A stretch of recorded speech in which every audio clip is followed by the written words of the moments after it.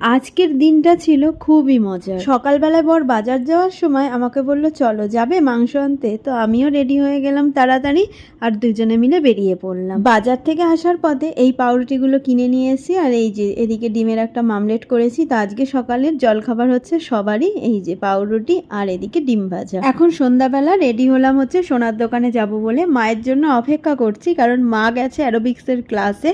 তো মা আসলেই আমি, মা আর এদিকে গপু তিনজনে মিলে বেরিয়ে পড়বো। আমার পায়ের তোড়াটা একটু লুজ হয়ে গেছে, তো সেটাই কাটাতে গেছিলাম।